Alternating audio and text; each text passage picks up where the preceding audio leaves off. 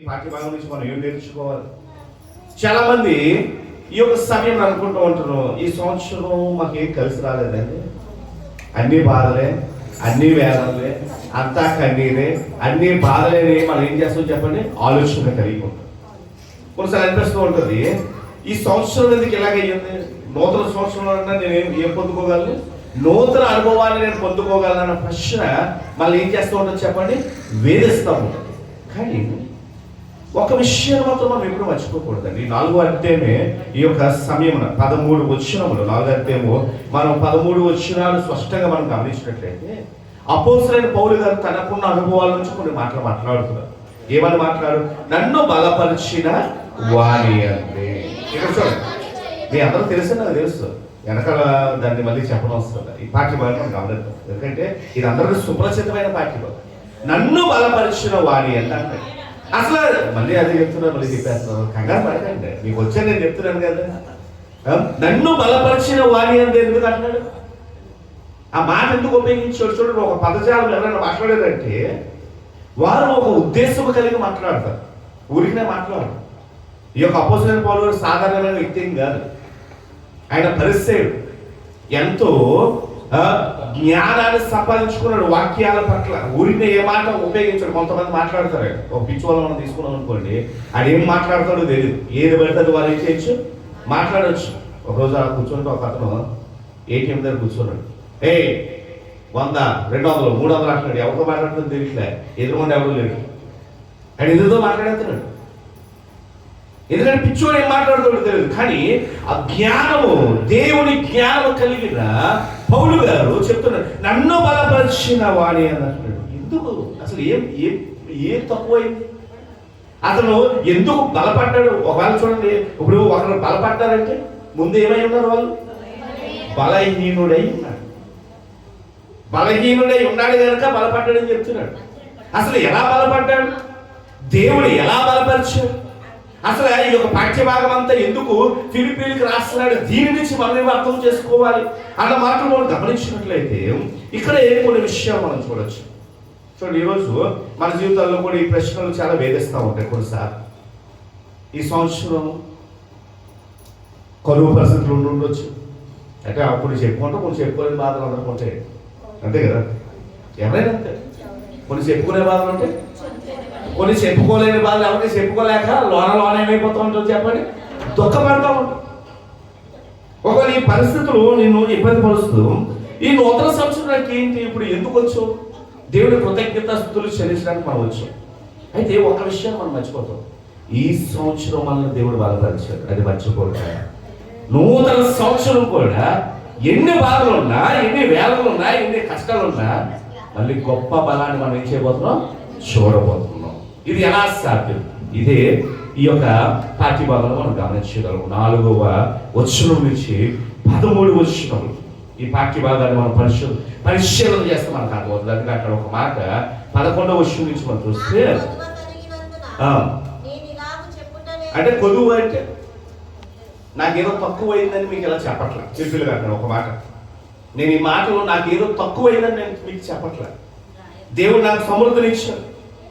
అయితే కింద ఒక మాట మాట్లాడుతున్నాడు, నేను ఏ స్థితిలో ఉన్నానో ఆ స్థితిలో సంతృప్తి కలిగి ఉన్నానంటలా, కలిగి ఉందా నేర్చుకున్నాడంటే ఎవరో ఏం చేశారు చెప్పండి, నేర్పించారు. ఇక్కడ ఒక పదవి అంటున్నాడు, బలపడ్డాను అంటున్నాడు. ఈ బలం ఎలా పడ్డాడంట, నేర్చుకున్నాను కనుక నేను బలపడ్డాను. ఏం చెప్పండి, నేర్చుకున్నాను కనుక నేనేమయ్యాను, బలపడ్డాడు. ఈరోజు మనం గమనిద్దాం, ఈ సంవత్సరం దేవుడు నేను నడిపించిన విధానంలో ఏమి నేర్చుకున్నావు, ఎప్పుడైనా గమనించుకుంటున్నాం. ఇప్పుడు మనం ఏం చేస్తున్నాం, దేవుడు కృతజ్ఞతాస్తుతులు చెల్లించడానికి వచ్చిన నీవు you have to review your self. నీ జీవితాన్ని నీవే ఒకసారి పరిశీలన చేసుకో. ఈ 12వ మాసం దేవుడు ఏ విధంగా నేను నడిపించాడు ఒకసారి మనసుకు తెచ్చుకుందాం. కొన్నిసార్లు అనిపించుండొచ్చు, అయ్యో ఈ రోజు నా జీవితం అయిపోయింది, నా పరిస్థితి అయిపోయింది, నా స్థితిగతి అయిపోయింది అన్న స్థితిలో కూడా దేవుడు మరలా బలపరిచి మనల్ని ఏం చేసి ఉన్నాడు, లేకపోతే ఉన్నాడు. అందుకు దేవుడు స్థుతులు చెల్లించడానికి వచ్చి ఉన్నాడు.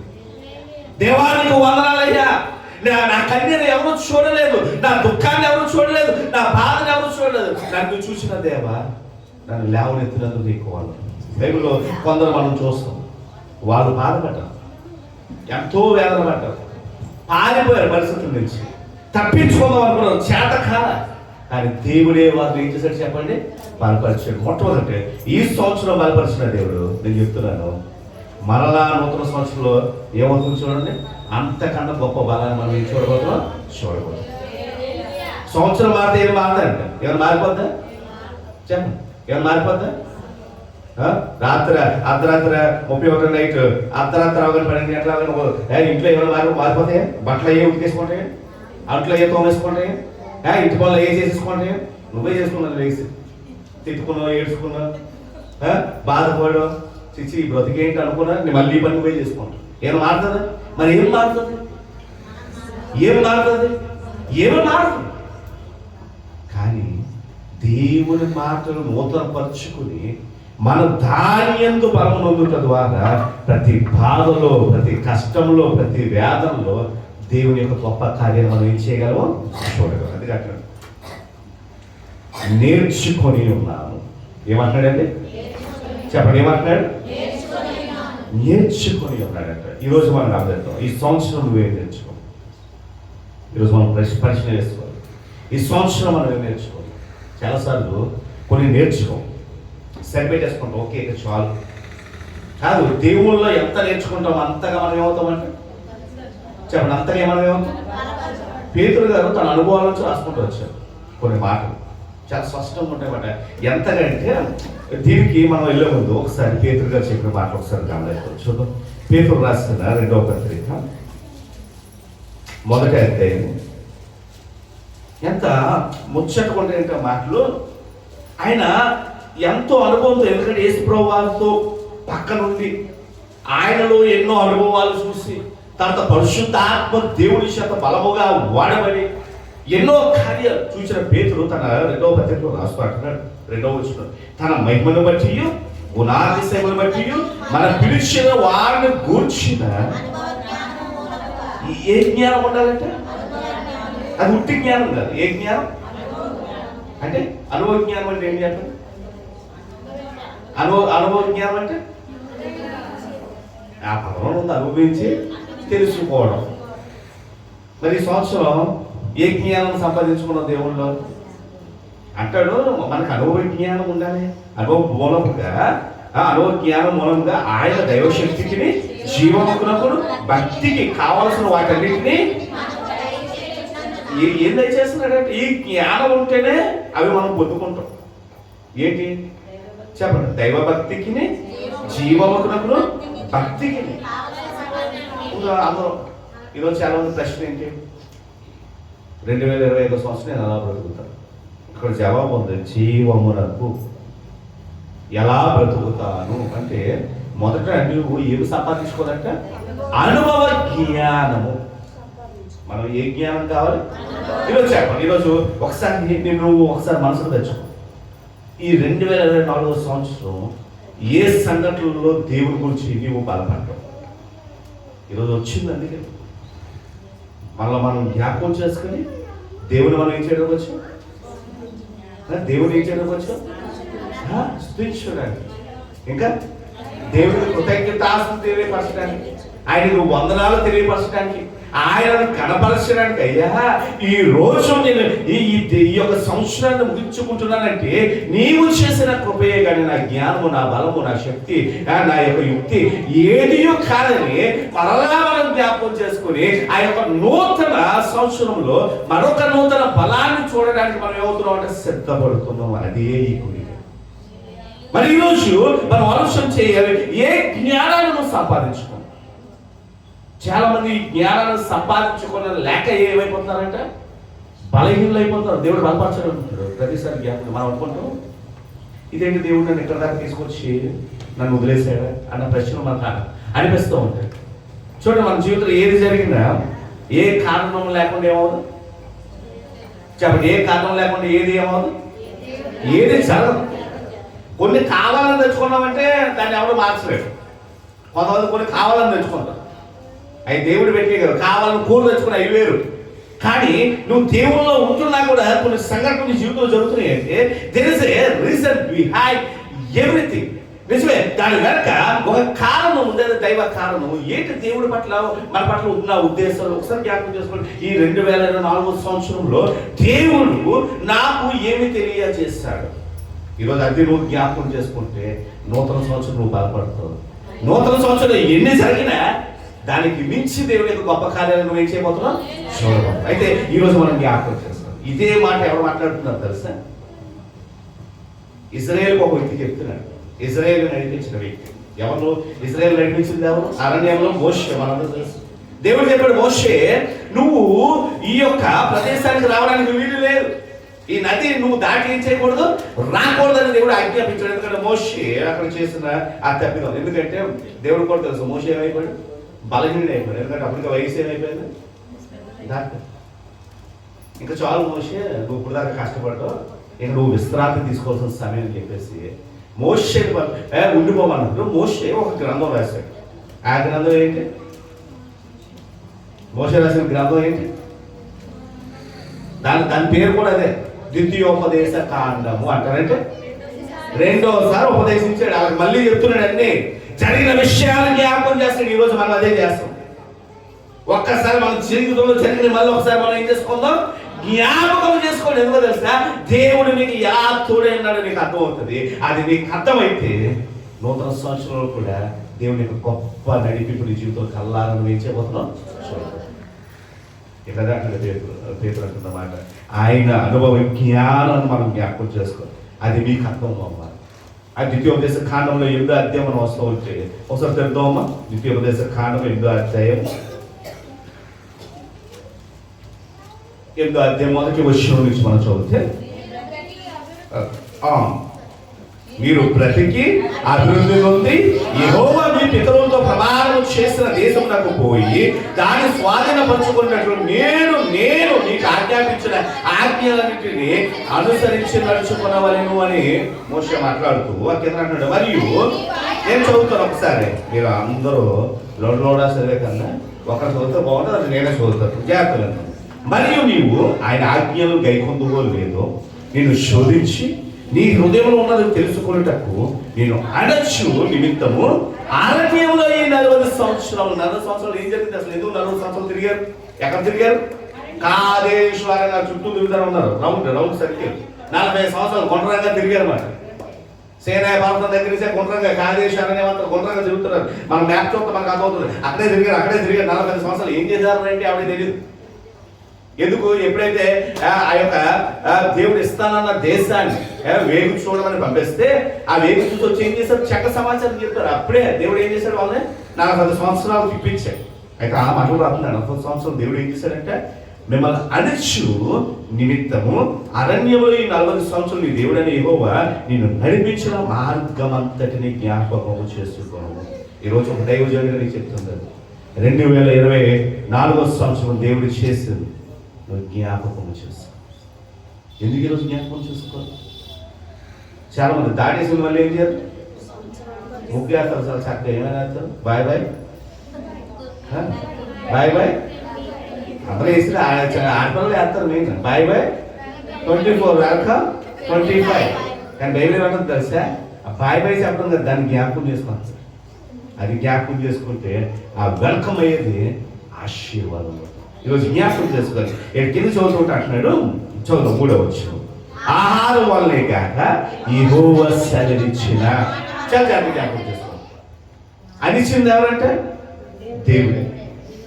ఈరోజు జ్ఞాపకం చేసుకోవాలి. ఈ జీవితంలో మరి కష్టాలని దేవుడు ఎందుకు పెట్టాడు అంటే ఆయన పెడతాడు. ఆ కష్టాలు ఆయన ఎందుకు పెట్టాడు? ఆయనే పెట్టాడు మాట. ఎవరు అదే పడిన అవసరం లేదు, ఎందుకంటే అందరి దగ్గర ఫోన్లు ఉన్నాయి కదా. అయితే ఇక్కడ మనం చాలా ఎందుకంటే దేవుడు నాకు పెద్ద స్వరమే దయచేశాడు. మీరెవరూ అదే పడిన అవసరం, అందరూ చక్కగా ఏం చేద్దాం జ్ఞాపకం. ఇప్పుడు నేను కూడా కనిపిస్తున్నాను కదా మీకు. అయితే ఇక్కడ మనం గమనిద్దాం. నేను చదువుతాను, ఎందుకంటే నాకు స్పష్టంగా కనిపిస్తుంది. ఇక్కడ మనం చూసినట్లయితే 3వ వచనం, ఆహారం వల్లనే గాక యెహోవా సెలవిచ్చిన ప్రతి మాట వలన నరులు బ్రతుకుదురని నీకు తెలియజేయుటకు ఆయన నిన్ను అణచి నీకు ఆకలి కలగజేసి నీవే గాని నీ పితరులే గాని ఎన్నడూ ఎరుగని మన్నాతో నిన్ను పోషించాను. మొదలు అంటున్నాడు, అణిచింది ఎవరంట? పోషించింది ఎవరంట? ఇక్కడ ఈ పదాలు మనం చాలా జాగ్రత్త. అదే మోషే జ్ఞాపకం చేస్తాడు. నేను అణిచింది దేవుడే, పోషించింది దేవుడే, నేను నడిపించింది దేవుడే, విడిపించింది దేవుడే. అయితే నువ్వు ఏం జ్ఞాపకం చేసుకోవాలి? నువ్వేం జ్ఞాపకం చేసుకోవాలి? దేవుడు ఎలా నడిపించాడు ఆ విషయాన్ని నువ్వేం చేసుకోవాలి? ఈరోజు జ్ఞాపకం చేసుకున్నావు. 2024 సంవత్సరం ఏది నువ్వు మర్చిపోతున్నావు. సంవత్సరం మారితే ఏం మారదు, గుర్తుంచుకోండి. సంవత్సరం మారితే ఏమీ మారదు. అయితే నువ్వు జ్ఞాపకం చేసుకుని దేనిని బట్టి నువ్వు దేవుని మీద ఆధారపడతావో అందుని బట్టి గొప్ప విజయాలు దేవుని యొక్క చేతి నుండి నువ్వు ఏం చేసుకోగలవంట నీ జీవితంలో. ఇది ఎప్పుడు జరుగుతుంది? అయితే ఈరోజు అదే మనం నేర్చుకోవాలి. మోషే అంటున్న మాట నువ్వు జ్ఞాపకము చేసుకో. నువ్వేం చేసుకో? పౌలు గారు అంటున్న మాట ఏమని మాట్లాడుతున్నారండి? నన్ను బలపరిచిన వాడని మాట్లాడుతున్నారు. అది కూడా అదే వాళ్ళకి తెలియబడుతున్నారు, నన్ను జ్ఞాపకం చేసుకోండి నా జీవితం. పేతురు అంటున్న మాట ఏంటి? ఆయన యొక్క అనుభవ జ్ఞానాన్ని జ్ఞాపకం చేసుకోండి. ఇవన్నీ ఒకే రీతిగా మనం అర్థం చేసుకోవాలండి. ఇవన్నీ దేన్ని సూచిస్తున్నాయి తెలుసా? ఈరోజు నువ్వు ఎందుకు దిగులు చెందుతున్నావు? దేవుణ్ణి జ్ఞాపకం చేసుకో. ఎవరిని జ్ఞాపకం చేసుకో? ఈరోజు ప్రియ సంగమా, మనం ఆలోచన చేద్దాం. పాస్టర్ గారు మా జీవితంలో ఇన్ని బాధలు, ఇన్ని వేదనల్ని మేము ఎలా తట్టుకుని నిలబడాలి? వీటన్నిటిని ఎలా నమ్మాలి? ఈ పరిస్థితులు ఎప్పటికీ మారవని మా హృదయం ఏం చేస్తుంది? గలిబిలికి కారణం చేస్తుంది. మేము ఎలాగ దేవుడి మీద ఆధారపడి దేవుల్లో మేము ఎలా నిలబడాలన్న ప్రశ్న కొన్నిసార్లు అందరిని వేధిస్తూ ఉంటాం. ఈ యొక్క సమయమున నిన్ను అటువంటి ప్రశ్న వేధిస్తుందంటే ఈరోజు వాక్య లేఖన భాగాలు మనం గమనిద్దాం. మొట్టమొదటి అంటున్నాడు, నేను నేర్చుకుని ఉన్నాను కనుక నేను బలపడ్డానని అపోస్తలుడైన పౌలు చెప్తున్న మాటని మన హృదయం స్థిరపరచుకోవాలి. ఎందుకంటే ఈరోజు నువ్వు నేర్చుకున్నావా? ఏదో వచ్చావు వెళ్ళావు. ఎందుకంటే ఎన్ని వర్తమానాలు విన్నామండి? 2024 సంవత్సరం ఎన్ని వర్తమానాలు అన్నారు? లెక్కకి చెప్పండి. చాలా. ఎన్ని ఆదివారాలు ఉన్నాయి? మ్యాక్సిమం 52 వర్తమానాలు ఖచ్చితంగా ఏం చేసుకుంటారు? ఎంత బలపడ్డారు? చాలా జాతిగా చేసుకున్నాం. ఎంత బలపడ్డావు? ధైర్యంగా చెప్పగలవా? 52 వారాలు అవ్వలేదు, ఇంకా ఇంకొక వారం ఉంది. 51 అయింది కదా, ఇంకో ఆదివారం ఉంది, 52 అవుతుంది. ఇంకొక వారం. ఈరోజు జ్ఞాపకం చేసుకోండి, ఎంతగా బలపడ్డావు? ఈరోజు మనం ఈ విషయాలు ఆలోచన చేసుకోవాలి. ఇంకా చాలా మందికి ధైర్యం లేదు. నేను నూతన సంవత్సరం నేను అడుగుపెట్టి ఏం చేయాలి ప్రభు అన్న భయం వచ్చాక చాలా మంది దిగులు పడతారు. ఇక్కడైతే బాగానే ఉన్నారు, అయినా హృదయంలో ఒక రకమైన ఏముంది చెప్పండి? భయం. ఏమో నూతన సంవత్సరం ఏం జరుగుతుందో, నా బిడ్డల జీవితంలో ఏం జరుగుతుందో, లేకపోతే నా భర్త జీవితంలో ఏం జరుగుతుందో, లేకపోతే నా కుటుంబం జీవితంలో ఏం జరుగుతుందో, లేకపోతే నేను ఎటువంటి నిర్ణయాలు తీసుకోవాలో, ఎలా బ్రతకాలో, అయ్యో ఈ స్థితిగతులు ఎలాగున్నాయే, ఈ పరిస్థితులు ఎలాగున్నాయే, ఇవన్నీ నిన్ను నలిపివేస్తున్నా. ఈరోజు నువ్వు జ్ఞాపకం చేసుకో ఒక విషయాన్ని. అపోస్తలుడైన పౌలు చెప్తున్నాడు, నన్ను బలపరిచిన దేవుడు. అదే దేవుణ్ణి మనం కూడా ఏం చేస్తున్నాం? ఆరాధన చేస్తున్నాం. అదే దేవుణ్ణి మనం నమ్మి ఉన్నాం. అయితే అపోస్తలుడైన పౌలు ఏం చేస్తున్నాడు? అది మనం చేయడం నేర్చుకోవాలి. ఇక్కడ 3 విషయాలు చెప్తున్నాడు. ఈ రాత్రికాల సమయంలో ఈ 3 విషయాలు గమనించాలి. మొదటిది, సరైన ప్రార్థన మన జీవితంలో ఉండాలి. ఏ ప్రార్థన? రెండోది, సరైన ఆలోచన విధానం. రెండోది ఏముండాలి చెప్పండి? చూడండి, మొదటిది సరైన ప్రార్థన ఉండాలి, రెండోది సరైన ఆలోచన విధానం ఉండాలి, తర్వాత సరైన నడిపింపు మన జీవితంలో మనం ఏం చేయగలమో చూడాలి. అదే నేర్చుకోవాలి. అందుకే నేను నేర్చుకొని ఉన్నాను. ఏమంటాడు చెప్పండి? చాలా చదివా మనం గమనిస్తున్నామా? 2024వ సంవత్సరంలో ఇవి నేర్చుకున్నామా లేదు? మర్చిపోతున్నాం కొన్నిసార్లు. మర్చిపోతే మనం ఏమైపోతాం చెప్పండి? బలహీనం అయిపోతాం. మనం మర్చిపోతే మనం ఏమైపోతాం చెప్పండి? మర్చిపోతే మనం ఏమైపోతాం? ఈరోజు మర్చిపోకండి. నిజం, కొన్ని విషయాలు మర్చిపోకూడదు. తెలుసా? ప్రాముఖ్యమైనవి ఏంటి చెప్పండి? ప్రాముఖ్యమైన విషయాలు మనం మర్చిపోకూడదండి. ప్రాముఖ్యమైనది ఏంటో తెలుసా? దేవుడిని నడిపి. ఈరోజు దేవుడిని నడిపిస్తాం. ఈ 2024 సంవత్సరం ఎంతో నడిపించాడు. ఈరోజు వాటిని మర్చిపోయావా? 2025 సంవత్సరం నీకు అది కష్టతరముగా మారుతుంది. అందుకే ఈరోజు మనం గమనించవలసిన ప్రాముఖ్యంగా ఇక్కడ చూద్దాం, నేర్చుకొని ఉన్నాను. చూడండి, బాప్తిజం పొందిన ప్రతి ఒక్కరు ఏ అనుభవంలోకి వచ్చాం? ఎంతమంది బాప్తిజం పొందారు? నేను బాప్తిజం పొందాను. బాప్తిజం పొందిన తర్వాత మన జీవితం ఏమైంది? నిజం చెప్పండి, మారిందా? నిజం చెప్పండి, మారిందా? అసలు బాప్తిజం తీసుకుంటే ఏం జరుగుతుంది చెప్పండి? బాప్తిజం తీసుకుంటే ఏం జరుగుతుంది? రక్షణ అని వాళ్ళు చెప్తారు. మీరు చెప్పేవాళ్ళే అంతే, తప్పేమంటలే. యేసుప్రభువు వారు ఒక వ్యక్తికి చెప్తారు. ఒక ముసలి వ్యక్తి ఒక రోజు అర్ధరాత్రి సమయాన్న ఏసు దగ్గరకు వచ్చాడు. ఎవరైనా తెలుసుకొచ్చారు? ఎవరు? బాగా దగ్గర దాకా వచ్చాడు. యోహాను సువార్త 3వ అధ్యాయంలో మనం చూస్తాం. సిమియోన్ సిమియోన్ దగ్గర యేసుప్రభువు గారు వచ్చాడు. ఇతను అర్ధరాత్రి వచ్చాడు. ఎవరు అతను? ఎవరు? నికోదేము. ఎవరండి? నికోదేము వచ్చి ఏం మాట్లాడాలా? ఆయన చెప్పేస్తున్నాడు.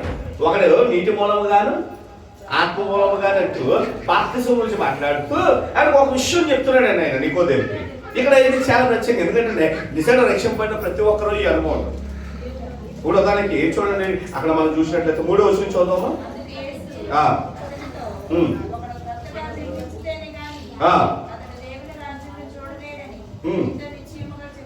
నికోదేముకు ఒక సందేహం వచ్చింది. ఇంకేంటి? ముసలివాడైన మనుషుడు ఎలాగూ జన్మింపగలడు? రెండో వారు తల్లి గర్భమందు ప్రవేశించి జన్మింపగలడా అని ఆయన అడగగా ఇదే స్వీట్లను ఒకటి నీటి మూలముగాను ఆత్మ మూలముగాను అక్కడ బాప్తిసాల గురించి చెప్తున్నాడు. నీటి బాప్తిసము ఆత్మ బాప్తిసము గురించి ఆయన మాట్లాడుతూ ఆత్మ చేత నింపబడడం గురించి మాట్లాడుతూ అక్కడ చెప్తూ ఉంటాడు. శరీర మూలముగా జన్మించి నాది శరీరమును ఆత్మ మూలముగా జన్మించినది ఆత్మ ఉన్నదని చెప్పాడు. మీరు కొత్తగా జన్మించవాలని నేను మీతో చెప్పినందుకు ఆశ్చర్యపడవద్దు అని అక్కడ అంటూ ఆ కింద ఒక మాట మాట్లాడుతుంది. గాలి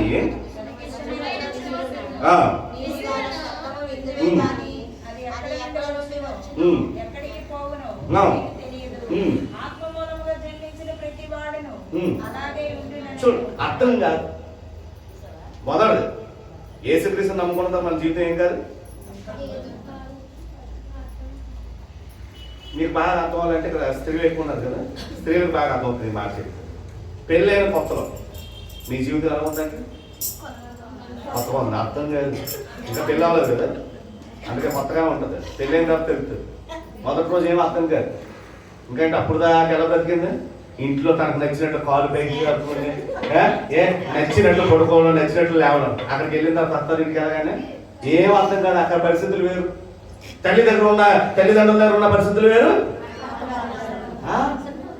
బాప్తిజం తీసుకున్న తర్వాత కూడా అంతేనండి, పరిస్థితులు మారిపోతాయి. అర్థం కాదు ఏం జరుగుతుంది. గాలి ఎలాగైతే విసురుతాదో ఎటు తీసుకుపోతే దేవుడు నడిపింపు కొన్నిసార్లు అర్థం కాదు. ఈరోజు దేవుడిలో ఉన్నవాడికి ఉన్న అనుభవం ఇదే. అర్థం కాదు మన జీవితంలో, అర్థం కాదు. అయినా దేవుడు నేర్పిస్తూ ఉంటాడు, దేవుడు నేర్పిస్తూ ఉంటాడు. ఈరోజు 2024 సంవత్సరం ఎన్నో నేర్పించాడు. ఈరోజు ఒకసారి జ్ఞాపకం చేసుకోవాలి. ఏమి నేర్పించాడంటే నీ కన్నీటిని తుడిచాడు, నీ పాదంలో దేవుడు తోడున్నాడు, నీ యొక్క ఆ హృదయ వేదంలో నీ యొక్క వెన్ను తట్టి నిన్ను లేవనెత్తి నిన్ను బలపరిచిన వాడు ఆయనే. ఈరోజు మనం వీటిని జ్ఞాపకం చేసుకోవాలి. అందుకే అక్కడ అపోస్తలుడైన పౌలు ఒక మాట చెప్తాను. ఏమన్నాడంటే 5వ వచనం మనం చూస్తే ఫిలిప్పీయుల రాసిన పత్రిక 4వ అధ్యాయము 5వ వచనం. ఫిలిప్పీయుల పత్రిక మనం చూస్తాం 4వ అధ్యాయం 5వ వచనం. ఒక మాట అన్నాడు 5వ వచనం మీ సహనము అది మొదలు అంటున్నాడు. ఏంటి ఏముండాలంట? ఏముండాలి? సహనం. ఈరోజు సహనాన్ని కోల్పోతూ ఉంటాం చాలా మంది. దేవుని బిడ్డలకి ఏముండాలి? నేర్చుకున్నాడంట. ఏం చెప్తున్నాడు? ఏమి నేర్చుకున్నాడు అంటే దేవుని దగ్గర సహనాన్ని నేర్చుకున్నాడంట. ఎవరంటున్నారు అసలే? పౌలు ఎవరు? నిజం, మీరు చెప్పింది సరైనదే. ఇంకొకటి చెప్పండి పౌలు గురించి. అదేంటంటే అవసరం చెప్పింది కరెక్ట్. ఇంకోటి చెప్పండి అంటే పౌలు ధర్మశాస్త్రం. ఇంకా చెప్పండి. పుట్టుక గురించి చెప్పండి. పౌలు ఎవరు? పుట్టుక గురించి అంటున్నా. పుట్టుకంటే యువతలు బాధించారంట. ఏ గోత్రం నిధులు చెప్పండి? బెంజామిన్ గోత్రం. అంటే బెంజామిన్ గోత్రం పుట్టాడంటే ఎవరు? యూదుడు. కుటుంబులకి అడుగుతుంది అది. అంటే కుటుంబం ఏంటి? యూదుడు. యూదులకి ఎవరంటే నచ్చదు? దేవుడు అంటే నచ్చదు. అన్ని జనులు అంటే నచ్చదు యూదులకి. యూదులకి అసహ్యం వల్ల ఎవరు చెప్పండి? అన్ని జనులు. చచ్చిన నేను అన్ని జనుల దగ్గరికి వెళ్ళకూడదు. పరిసైడ్ ఇంకా ఖచ్చితంగా ఉంటాడు. అటువంటి దేవుడు తీసుకెళ్ళి ఎక్కడ పడేశాడు? అన్ని జనులు సువార్తకులు చేశాడు. ఏ ప్రభుత్వం వాళ్ళంటేనే నాకు నచ్చదంటే ఆల్రెడీ పడేసేవి ఏంటంటే నేర్పిస్తున్నాడు దేవుడు. కాదు, నువ్వు నేర్చుకో. కొన్నిసార్లు మనం అంటాం ఈ పరిస్థితులు మాకు రాకూడదని భాషగా ఎవరు ప్రార్థన చేస్తున్నారు? 2025 సంవత్సరం ఏమంటారు చెప్పండి? ఈ పరిస్థితి రాకూడదు. 31st డేట్ చేసే ప్రార్థన ఏంటి? ప్రభా ఎలాగైనా ఈ సంవత్సరం మారిపోదు. ఇప్పుడు మీరు అనొచ్చు 70 దాటిన తర్వాత కూడా అతను అదే ప్రార్థన చేశాడు కదా. ఎవరు? యాకోబు ప్రార్థన చేశాడు. ఆయన ఆ ప్రార్థన మనం తప్పుగా అర్థం చేసుకుంటాం. అసలు ఏం తక్కువైందని ఆశీర్వదించమన్నాడు చెప్పండి? ఆశీర్వదిస్తేనే కానీ నేను మొదలన్నాడు. ఏం తక్కువైంది చెప్పండి దానికి? ఆస్తి లేదా? ఏం లేదు. అక్కడ ఎవరు మోసం చేశాడు? అన్నం మోసం చేశాడు. ఇక్కడ ఎవరు మోసం చేశాడు? ఎవరిని? మామను మోసం చేశాడు. అటు వెళ్ళలేడు, ఇటు వెళ్ళలేడు, మధ్యలో ఇరుక్కుపోయాడు. అప్పుడు అంటాడు, ప్రభువా నన్ను మార్చే అదే దేవుడా అన్నాడు. అది అందుకన్నాడు దేవుడు ఎందుకు పేరు మార్చాడు? అరే నువ్వు మోసగాడు అని ఏడుస్తున్నాడు. ఈ బ్రతుకు నాకు వద్దు, ఈ జీవితం నాకు వద్దు. అది నిజమైన ఆశీర్వాదం కోరాడు. అందుకని వదిలేసి నువ్వు నిశ్చయముగా నన్ను ఆశీర్వాదం. అందుకే వెంటనే పేరు మార్చాడు.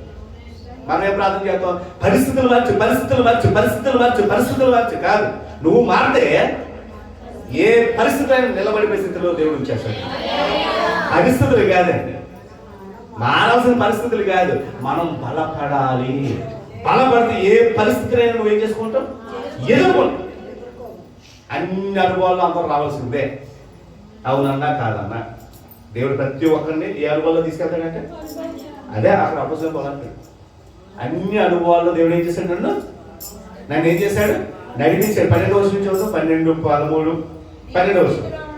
మొదటి ఏమన్నాడు? దేన స్థితిలో ఉండా. ఎవరైనా కోరుకుంటారా?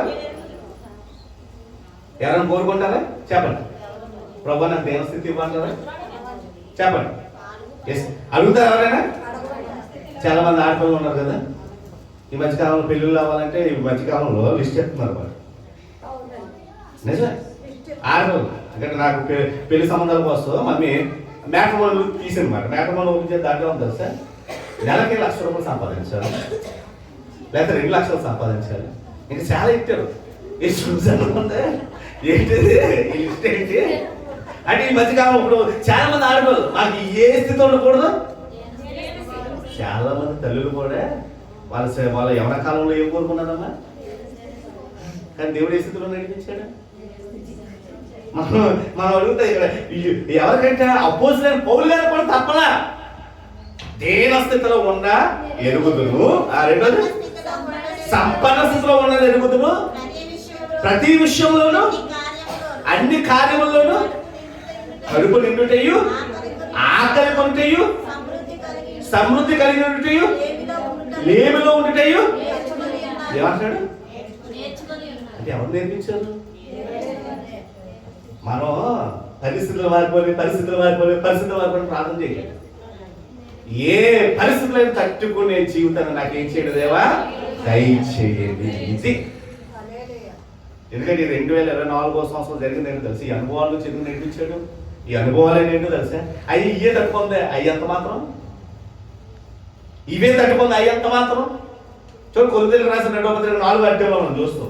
4వ అధ్యాయంలో ఏ యొక్క సందర్భం గురించి రాస్తాడంటే పరిచర్య గురించి చెప్తున్నాడు అపోస్తలుడైన పౌలు. కొరింథీయులకు రాసిన 2వ పత్రిక 4వ అధ్యాయము 1వ వచనంలో మనం చూడగలము. పరిచర్య పొందినందున మేము కనికరింపబడిన వారమై అంటాడు. అదే చెప్పండి. ఎందుకంటే పరిచర్య గురించి చెప్తున్నాడు. ఈ పరిచర్యలో వచ్చామంటే ఎంత గొప్ప విషయం అంటాడు. అక్కడికి 7వ వచనానికి వెళ్ళిపోతుంటే 7, 8 వచనాలు మనం చదువుతుంటే 7వ వచనం చదువుతాం. అయినను అది ఇక్కడ ఒక మాట అంటున్నాడు, మేము బలహీనులమే, మేము మట్టి ఘటములే, కానీ మాలో మహా ఐశ్వర్యము కలగజేసింది ఎవరు? ఈ మట్టి ఘటములో ఈ ఐశ్వర్యము ఎవరు కలగ చేశారు? దేవుడిదై ఉన్నట్లు.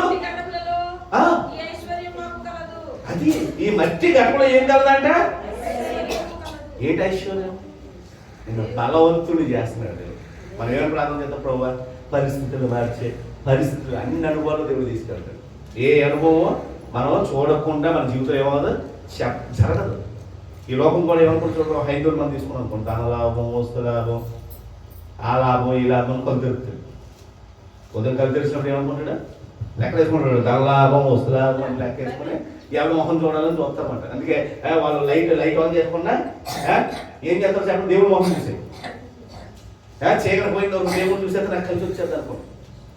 కానీ బైబిల్ అంటుంది, మన ఏసే ఏం చేస్తాడంటే నేను ఖడ్గాన్ని పంపడానికి వచ్చాను. నేను ఏమన్నాడంటే ఖడ్గాన్ని పంపడానికి వచ్చాను. ఒకరి మీద ఒకరికి ఏమవుతుంది చెప్పండి?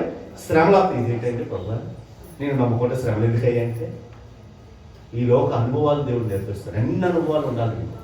ఈ అన్ని అనుభవాల్లో చెప్పండి, ఒకవేళ అంత బాగుంది అనుకోండి, ఏం చేస్తాం? ఆగూరు మాట్లాడుతున్నాడు, గొప్ప జ్ఞాని అయిన ఆగూరు. ఆయన పేరేంటంట? ఎక్కడ చెప్తున్నాడు అన్నమాట? సామెత గ్రంథం 36 తెలుసు. ఆగూరు చెప్తున్నాడు. ఆగూరికి ఒక ఆలోచన వచ్చింది. అతను కూడా ఒక జ్ఞాని.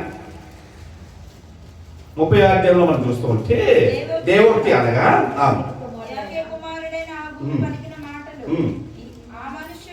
అక్కడ కిందకి మనం అలా వెళ్ళిపోతూ ఉంటే ఒక మాట మాట్లాడుతున్నాడు. ఏమంటున్నాడు? 7వ వచనము, దేవా నేను నీతో 2 మనములు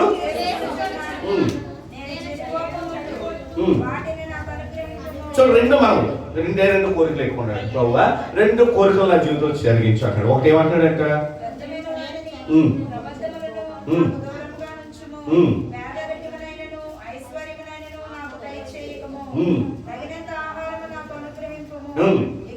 ఏమంటాడు? ఎక్కువైన యెహోవా ఎవడని అందులేమో, లేక పేదనై దొంగలేమి నా దేవుని నామమును దూషించలేమో. ఇక్కడ 2 విషయాలు చెప్తాను. ఎందుకు? ఎక్కువైనా బాధే కాదు. అందుకే దేవుడు ఏం చేస్తాడు? అన్ని అనుభవాలు తీసుకెళ్తూ ఉంటాడు. మనం మొదటి చెప్పండి. అందుకంటే నేర్చుకున్నాడు. ఏం నేర్చుకున్నాడు? సహనాన్ని నేర్చుకున్నాడు. అనుభవాలు మారిపోతే మనకి ఏం కోల్పోతాం? ఎందుకండి పాస్టర్ గారు ఎందుకండి ఇది మీరు 2022 సంవత్సరం అన్ని మారిపోతాయన్నారు. ఏం మారింది?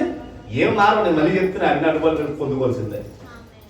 కానీ ఎన్ని అనుభవాల్లో జయించే స్థితిని మాత్రం దేవుడు దయచేస్తాడు. ఎవరు దయచేస్తాడంటే అది ఆయన మీద ఆధారపడిన వారికి అనుభవాలు దయచేస్తాడు. అందుకే సంపన్న స్థితి తెలుసు, లేని స్థితి తెలుసు, ఆకలి గురించి తెలుసు, కడుపు నిండి తెలుసు. ఎన్ని అనుభవాలు ఏం చేశాడంట? నేర్చుకుని ఉన్నాడు. నన్ను దేవుడు నాకు ఏం చేశాడు చెప్పండి? నేర్పించాడు. 2024 సంవత్సరం ఏం జరిగిందో అవే జరుగుతాయి. కానీ ఇక్కడ గొప్ప విషయం ఏంటో తెలుసా? ఈరోజు మనం నేర్చుకోవాల్సింది ఏంటో తెలుసా? నువ్వు బలపడ్డావంటే ఆ పరిస్థితుల్లో ఇరుక్కుపోగానే ఎటువంటి పరిస్థితులు అయినప్పటికీ విజయాన్ని మాత్రం నువ్వు ఏం చేయగలవంట? అందుకే బలపడ. పరిస్థితులు మారడం కాదు, ఏం మారడం కాదు, పరిస్థితులు కాదు, మనం బలపడాలి. మనం ఏమవ్వాలి? బలపడాలి. ఎలాగా? అక్కడ కొన్ని ఏంటంటే గుర్తులు చెప్తున్నాడు అపోస్తలుడైన పౌలు ఫిలిప్పీయులకి. ఏమన్నాడు? మొదట సహనము కలిగి ఉన్నాడు. ఇది చాలా ప్రాముఖ్యమైన గుర్తు. ఏంటంటే సహనం. ఎందుకు సహనం కలిగి ఉండాలి? అక్కడ చెప్తున్నాడు 5వ వచనంలో, ప్రభువు ఏమై ఉన్నాడు? మీ సహనము సకల జనులకు తెలియజేయదు. ఎందుకు? ప్రభు ఏమై ఉన్నాడు? ఆయన ఎక్కడున్నాడు? సమీపంగా అంటే నీతో ఉన్నాడు. మొదటిది మనం గుర్తేంటో తెలుస్తే, ఒకనొక సందర్భంలో ఏం జరిగింది? శిష్యులు కూడా ఇదే సంగతి. మనం మత్తయి సువార్త 24వ వచనంలో మనం చూడదు. యేసు ప్రభువు వారు శిష్యులు దోణిలో వెళ్తున్నారు. అప్పుడు ఆయన ఏం చేశాడంటే, ఎప్పుడు వర్షం తుఫాను వచ్చేస్తుంది. అక్కడ క్లియర్గా చదివితే 24వ వచనం చదువు, చాలా చక్కటి మాట్లాడుతుంది.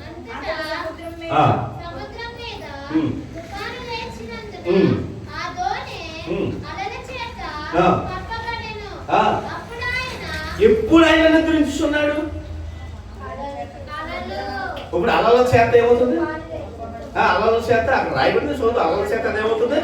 కప్పబడిందంటే ఇప్పుడు ఎప్పుడైనా సముద్ర ప్రయాణం మీరు చూస్తే మీకు ఆశ్చర్యం అనిపిస్తుంది. ఎందుకంటే ఒక దోణి అంటే ఏంటి? పడవ. అది షిప్ కాదు. షిప్ వేరు, అంటే వాడ వేరు, దోణి వేరు. దోణి చిన్న సైజు. కొన్నిసార్లు పెద్ద పెద్ద అలలు వాడే తట్టుకోలేదు మాట, ఎగరేస్తుంది పైకి, ఇలా ఎగిరి ఇలా పడుతుంది వాడ. తుఫాన్ వస్తే చాలా భయంకరంగా ఉంటుంది. అదే చూడండి, దోణి మొత్తం అంతా నీటితో ఇళ్ళల్లో కదిలిపోతుంది, అసలు బాగోలేదు. ఇప్పుడు చూడండి, మీరు అందరూ ట్రైన్లో ప్రయాణం చేసుకుంటారు కదా, ట్రైన్లో ఫాస్ట్గా వెళ్తున్నప్పుడు మీకు బెత్త ఉన్నా నిద్ర పడుతుంది, ఆ కుదుపుకి ఏమవుతుంది? పైన వస్తుంది. ఆ పైన ఉన్న దెబ్బని ఎక్కడ పడిపోతారని చెప్పేసి ఏదో కట్టుకుని మళ్ళీ ఏం చేస్తాం, గట్టిగా పట్టుకుని పడుకుంటాం. ఎవరికైనా అనుభవం అంతే. ఎందుకు? ఇంట్లో ఎలా పడుకుంటాం? సుఖంగా మంచి చక్కటి పరుపు మీద ఎటువంటి కుదుపులు లేకుండా చక్కగా మనం ఏం చేద్దాం చెప్పండి, పడుకుంటాం. ఆ అనుభవం ఉండడం వల్ల ఏదంటే కుదుపులు ఉన్నప్పుడు మనం ఏం చేయడం. కానీ బైబిల్ మత్తయి ఏమని రాస్తాడు తెలుసా? అల్ల చేత కప్పబడిన తర్వాత అప్పుడు అప్పుడు అప్పుడు అంటే ఆ సమయమున ఆయన ఏం చేస్తున్నాడంట? ఇదైతే అప్పుడు ఎందుకు పడుకున్నాడు? ఆయన గమనించు, నువ్వేం చేస్తావు? ఆయన పడుకున్నా. ఇశ్రాయేలు కాపాడు కురుకుడు ఆయన పడుకునేవాడా? ఈరోజు మన ఎవరికైనా తెలుసా? సహనం లేదు మనకి. ప్రభువు సమీపంగా ఉన్నాడని నమ్మం, అందుకే విజయాన్ని చూడలేకపోతాం. ఈరోజు 2024వ సంవత్సరం నువ్వు చేసిన తప్పు ఏంటంటే దేవుడు నాతో ఉన్నాడని నమ్మలేదేమో, అందుకే విజయాన్ని చూడలేదు. పరిస్థితులు ఎప్పుడు మారవు, ఒకటి ముందు రావచ్చు, ఒకటి వెనక రావచ్చు, కానీ అన్ని అనుభవించవలసిందే ప్రతి సంవత్సరం. కానీ విజయాన్ని ఎలా చూడగలమంటే నీవు ఎలాగ దేవుని ఎందుకు బలపడుతున్నావు. 2024వ సంవత్సరం ఎందుకు ఈ పరిస్థితుల్లో నేను ఇరుక్కుపోయానంటే నువ్వు బలహీనుడు అయిపోయి కనుక ఇరుక్కుపోయావు. ఎందుకు బలహీనుడు అయిపోయావు అంటే నీకు ఏమి లేదు, సహనం లేదు. ఎందుకు సహనం లేదంటే ఆయన సమీపంగా ఉన్నాడని నువ్వేం చేయట్లే. నీ ప్రార్థన దేవుడు ఆలకిస్తాడమ్మా? ఆలకిస్తాడా? అదేంటి ఆలకిస్తాడు? ఆలకిస్తాడా? చెప్పండి, ఆలకిస్తాడు ఆలకిస్తాడా? ఎవరి ప్రార్థన ఆలకిస్తాడండి. నేను ఆలకించడానికి ఇష్టపడతాను. మనలో పాపం ఉంటే మన ప్రార్థన ఎంత ఆయన చెవులు దగ్గర, అది సమస్య. అది వేరే సమస్య. సాధారణంగా ఎవరి ప్రార్థన ఏదో దేవుడు ఏం చేస్తాడు? చాలా మంది అనుకుంటారు పెద్ద పెద్ద పదాలు ఉపయోగిస్తారు. కాదు, రాజులు పిలవాలి. రాజాది రాజ, రాజ మార్కాండ, రాజ గంభీర, రాహిమామని వెళ్తాడు వస్తాడు, లేక రాడు. దేవునికి అలాగే అవసరం లేదు. అబ్బా తండ్రి అంటే చాలు. గొప్ప గొప్ప పదాలు కూడా అవసరం లేదు. ఆయనకి ఏంటో తెలిస్తే తన బిడ్డలను ఆయన ఎప్పుడు చూస్తూ ఉంటాడు. ఈరోజు ఎలా తేలిందండి సంఘం? ఇప్పుడు ఈ చచ్చిపోతారు, ఈ పాస్టర్ గారికి ఒక ప్రార్థన విజ్ఞాపన ఇచ్చేస్తారు, ఇంకో టీవీలో ఇప్పుడు మనకి ఫోన్లో బోర్డు తయారైపోయింది. ఇప్పుడు ఏం చేయడం? మనం ప్రార్థన చేయడం మానేస్తాం, ప్రార్థన అంశాలు ఇవ్వడం మొదలెట్టాం. పాంప్లెట్లు పంచినట్లు క్రైస్తవులు ఏం పనిచేస్తున్నారు ఈరోజు? మా గురించి ప్రార్థన చేయండి, మా గురించి ప్రార్థన చేయండి, మా గురించి ప్రార్థన చేయండి, మా గురించి ప్రార్థన చేయండి, మా గురించి ప్రార్థన చేయండి. నాకు నువ్వు చేస్తున్నావా? ఎందుకంటే డౌట్, నా ప్రార్థన దేవుడు వింటాడా? వింటా. ఆయన వినాలని సిద్ధంగా ఉంటాడు, నువ్వు చేయట్లే. ఆమె నన్ను వాడు ఎవరు? ఈరోజు అంతే కదా, పెద్ద సేవకుడు చేస్తే నా ప్రార్థన దేవుడు వింటాడు అనుకుంటున్నావు, కానీ నువ్వు విశ్వాసంతో చేస్తే దేవుడు వెంటాడన్న విషయాన్ని నువ్వు మర్చిపోయి రహస్యమందు ఉన్న దేవుడు నువ్వేం చేయాలంటే రహస్యముగా మనకు మత్తయి సువార్తలో యేసుప్రభువు చెప్పిన మాట, అది నా మాట కాదు. మత్తయి సువార్త 6వ అధ్యాయము 5వ వచనంలో చదువుము, కిందకు వస్తారు.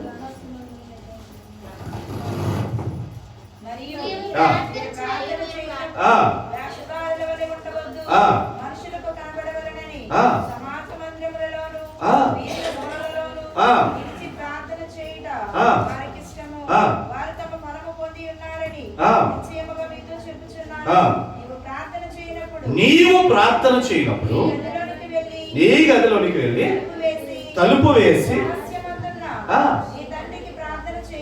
ఇది ప్రార్థన పద్ధతి చెప్పారు. ఈరోజు ఎలా తయారైపోయాం? ప్రార్థన చేయడం మానేసి 4 రాళ్ళు వేస్తే ఒక రాయి తగలకుండా పాడినట్టే అన్నట్టు తయారైపోయాం. నమ్మట్లేదు ఈరోజు. ఆయన సమీపంగా ఉన్నాడు, అందుకని సహనం కోల్పోయి ఈరోజు నమ్మలేకపోతున్నావు. దేవుని దీవెనలు, దేవుని మీద ఆధారపడలేకపోతున్నావు, దేవుని యొక్క కార్యాలు నువ్వేం చేయలేకపోతున్నావు, చూడలేకపోతున్నావు. సరైన ప్రాంతం లేదు. ఏ ప్రాంతంలో వచ్చేసినాయంటే ఏ ప్రాంతంలో చెప్పండి, ఏ ప్రాంతంలో అవసరంతో తగిన ప్రార్థనలు అయిపోయాయి, సరైన ప్రార్థన లేదు. ఏదో 4 రాళ్ళు ఒక రాయి తాగకుండా పోతుందని చెప్పేసి వాళ్ళతో ఒక ప్రార్థన విజ్ఞాపన, వీళ్ళతో ఒక ప్రార్థన విజ్ఞాపన, వీళ్ళ ద్వారా ఒక ప్రార్థన విజ్ఞాపన పెడతావు. కానీ నువ్వు మోకరం చెప్పేది చేస్తున్నావా? లేదా పాస్టర్ గారు రండి ప్రార్థన చేసుకోండి, లేదా మా ఇంటికి రండి, మా గురించి ఒక ప్రార్థన చేయండి, మా పరిస్థితులు ఎలా ఉన్నాయి అనే విధానం కూడా మారిపోయింది ఈరోజు. ఇవి వస్తున్నాయి కదా చక్కగా ఫోన్ నెంబర్ కాదు. బైబిల్ ఏం చెప్తుంది సార్? నీ ప్రార్థన దేవుడు ఆలకించడానికి ఇష్టపడుతున్నాడు. నువ్వు మొదలుపెట్టు. సహనం ఎందుకు కోల్పోయామంటే ఈరోజు సరైన ప్రార్థనలు. అందుకంటే సహనం, సకల జనులకు సహనం తెలియపరచండి. ఎలాగా? ప్రభువు సమీపంగా ఉన్నాడు. అందుకే ఆ కింద ఒక మాట మాట్లాడుతున్నాడు 6వ వచనం, దేనిని కూర్చుని నువ్వు ఏం చేయదు? నేర్చుకోలేదు. చింతపడిన అవసరం. చింతపడటం వల్ల ఏం ఉపయోగం లేదు. ఒక మోడడు ఎత్తు కూడా చేసుకోవాలనుకుంటే ఫోటోలు అందరూ ఏం చేయాలి? చెప్పండి. ఎడుతో కూర్చోాలి. రోజు రోజుకి ఒక మోరా బీగా 6 అడుగులు అయిపోతాడు. అంతే కదా? చింతపడ్డ ద్వారా ఏం చేసుకోవాలంటే ఒక మోరడు ఎత్తుకోవడం. ఇప్పుడు బాధపడితే ఏం ఉపయోగం? మన బాధలు ఆలకించే దేవుడిని చెప్పుకున్న ఉపయోగం.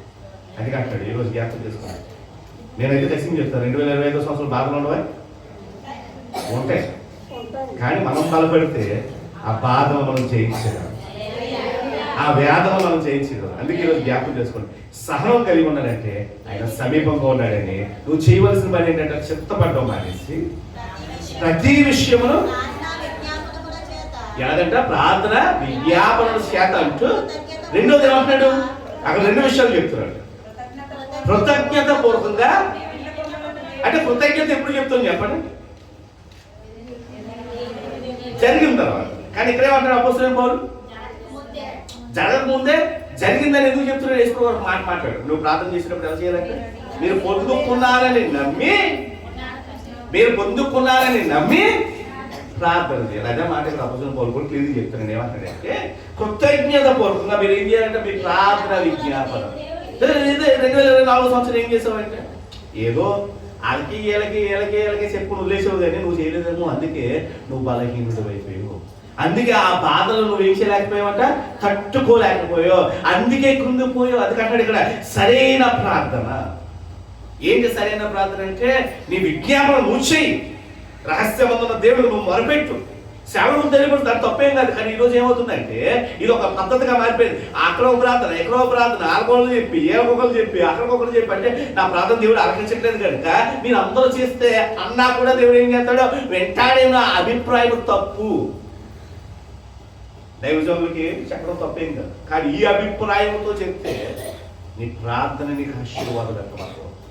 నువ్వు ప్రార్థన చేయాలి, నువ్వు మొరపెట్టాలి, విశ్వసించాలి. నీ స్వరాన్ని దేవుడు ఏం చేస్తున్నాడు? ఆలకిస్తున్నాడు అన్నమాట. అదే అర్థం. అపోస్తలుడైన పౌలు అది నేర్చుకున్నాడు. ఏం నేర్చుకున్నాడంటే ఈ అనుభవాల్లో బలపడ్డాడు. అందుకే రాస్తున్నాడు ఫిలిప్పీయులు. చాలాసార్లు ఉండి రాస్తున్నాడు. ఆనందించాడు. మరలా చెప్తాను ఆనందించాడు. ఎందుకు ఆనందించాడంటే ఆయన సమీపంగా ఉన్నాడు. ఈ సంఘం ఈరోజు జ్ఞాపకం చేస్తుంది. ఈరోజు దేవుడు మనల్ని విడిచిపెట్టలేదు. 2024 సంవత్సరంలో అనుభవ విషయంలో బలహీనుడు అయిపోయావు కనుక కొన్ని కార్యాలు నీకు కఠినంగా మారిపోయినాయి, కొన్ని పరిస్థితులు నిన్ను వేధించేసినాయి. కానీ 2025 సంవత్సరం ఆశీర్వాదం ఎలాగోతుందో తెలుసా? నీవు ఈ పరిస్థితులను సరిచేస్తావు. మొదటి సహనాన్ని కలిగి ఉన్నాడు. దేవుడు నీకు దగ్గరగా ఉన్నాడు. నీ పరిస్థితి, నీ బాధ, నీ వేదన, నీ ఇబ్బంది ఎవరు తెలుసు? ఆయన ఎక్కడ ఉన్నాడంటే సమీపంగా. ఇంకా ఎక్కడ ఉన్నాడు? ఇంకొక మాట లేదు, దగ్గరగా సమీపంగా దగ్గర నానార్థాలు ఏంటి. ఇంకొక మాట. ఏ మాట? నీ ముందున్నవాడు నీ దేవుడైనా యెహోవా అన్న మాట మోషే మాట్లాడతాడు. ఆయన ఇప్పుడు ఎక్కడ ఉంటాడు? ముందు ఉంటాడు. మన బైబిల్లో కొన్ని సంగతులు మనం చూసినట్లయితే ఇప్పుడు షడ్రకు, మేషకు, అబేద్నెగోని ఏం చేశారు? వాళ్ళ మాట అన్నారు. ఏమన్నారు? రాజా నెబుకద్నెజరు పేరు పెట్టి పిలిచారు. రాజుని ఎవరు పేరెట్టి పిలవకూడదు, పేరెట్టి పిలిచారు. మేము సేవించుకున్న దేవుడు మమ్మల్ని ఈ అగ్ని గుణం నుంచి రక్షించడానికి సమర్థుడు, రక్షించమైన వల్ల అని చెప్పేసి వెళ్ళిపోతే వాళ్ళకన్నా ముందు ఎవరు వెళ్ళిపోయారంటే ఆ శోధనలో ముందు ఎవరు ఉన్నారు చెప్పండి? మొదట దేవుడు ఉన్నాడు. ఈరోజు అయితే ఈరోజు మనం అనుకుంటున్నాం 2025 సంవత్సరం ఏమైనా మారుతుందని నేను ఖచ్చితంగా చెప్తే ఏమి మారదు. ఇవే ఎదుర్కొంటాం. కానీ ఈరోజు నేర్చుకో, బలపడు, దేవుడు ముందుండి నిన్ను నడిపిస్తాడు. దేవుడు ముందుండి ఏం చేస్తాడు చెప్పండి? నిన్ను నడిపిస్తాడు. అందుకే మొదట మనం నేర్చుకోవాల్సింది సహనాన్ని కలిగి ఉండాలంటే నువ్వేం చేయాలంటే ప్రార్థన విజ్ఞానంతో కృతజ్ఞత పూర్వకంగా నువ్వేం చేయాలి? దేవుడికి తెలియపరచాలి. నీ ప్రార్థన దేవుడు ఆలకిస్తున్నాడు. భరోసా చెప్పు, దేవుడి ప్రార్థన దేవుడు ఏం చేస్తున్నాడు? ఆలకిస్తున్నాడు. దైవజనులు చెప్పండి. కానీ హృదయంలో నీవు కూడా నిశ్చయిత కలిగి నువ్వు ఎప్పుడు ఏం చేయాలి చెప్పండి? మొరపెడతా ఉండాలి. చాలా మంది ఈరోజు ఏం చేస్తారు? 2024 సంవత్సరం ఎన్నిసార్లు మొరపెట్టావు? జ్ఞాపకం చేయండి. ఎలాగైపోయావు ఈరోజు? వాళ్ళు మొరపెడతారు. ఈ బాధ్యత ఎవరిది? ఈ బాధ్యత ఎవరిది? సేవకుడు. అర్ధరాత్రి లేపేసి కూడా అంటాం, లేకపోతే నేను అంటున్నా, అది బాధ్యత. మీరు లేపినంత మాత్రం ఎప్పటికైనా ఎక్కడికైనా సేవకులు అనే వాళ్ళు ఏమైపోతారు చెప్పండి? ఏ సమయంకైనా నేను ఉన్నానని పరుగులు పెడతాను. కానీ అది అనాలోచనతో మీరు కూడా మొదలుపెట్టండి, సేవకుడికి తెలియపరచండి, దేవుడు నిన్ను బలపరుస్తాడు. కానీ ఈరోజు ఏమైపోయింది తెలుస్తే ఇది ఒక ఆచార పద్ధతిగా కనిపించిన వాళ్ళ కల్లా ఏం చేద్దాం? పాంప్లెట్లు వచ్చినట్లు ఏంటంటే పాంప్లెట్లు వచ్చినట్లు ప్రార్థన వేగి నవ్వులు పాలైపోతున్నారు ఈరోజు.